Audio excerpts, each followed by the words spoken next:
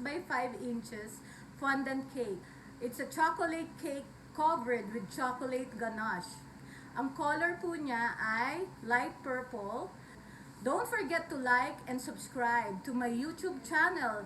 And please watch out for my birthday giveaways coming this July. See you soon, cakers! Tapos na siyang lagyan ng ganache. Okay, lalagay muna natin siya sa chiller for 15 minutes. Pero sa totoo lang, mamayang gabi ko pa yan tatapusin.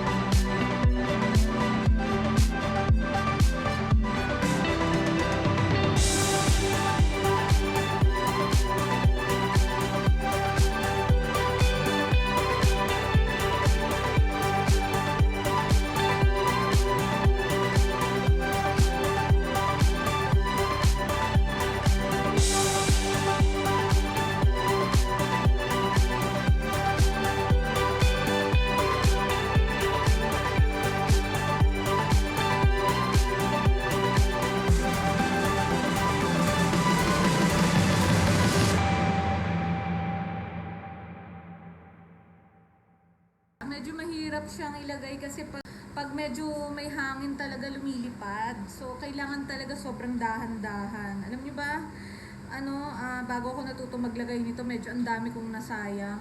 Nag-aral pa talaga ako sa Queen of Hearts.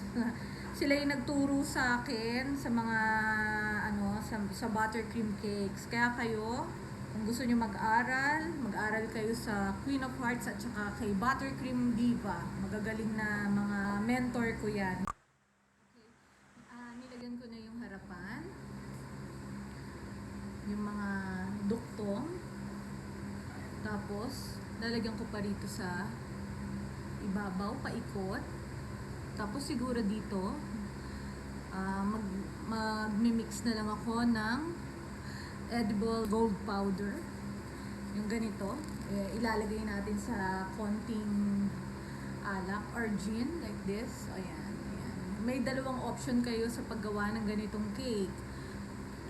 Kasi medyo mahal yung edible gold leaf. Pwede rin kayong gumamit ng edible dust.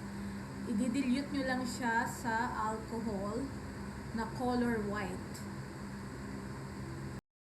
Pero yung iba naman talaga, yung talagang sa sarili lang nila natututo sila. Marami naman din akong natutunan sa sarili ko lang. Pero syempre, iba pa rin na nag-aaral tayo from the expert. Okay? Kasi kung gagawin natin tong negosyo, kailangan alam natin yung ginagawa natin.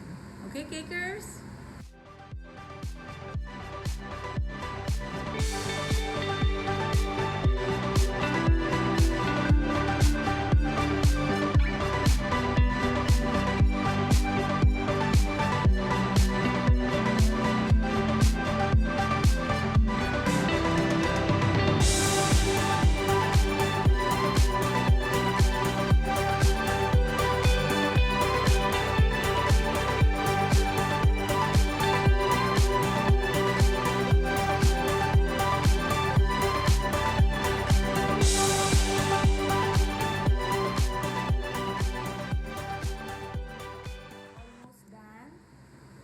Maglalagay na lang tayo dito sa taas para hindi siya bare.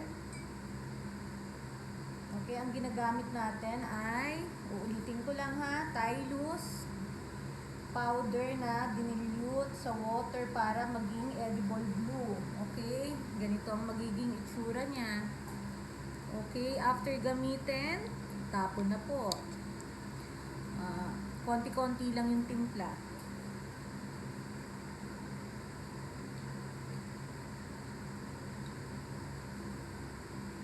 Siyempre, mas maganda po yung laging bago, yung ginagamit natin na pangdikit. Pwede rin naman siguro kayong gumawa, ilagay nyo sa bottle, basta huwag kayong magdo-double dip.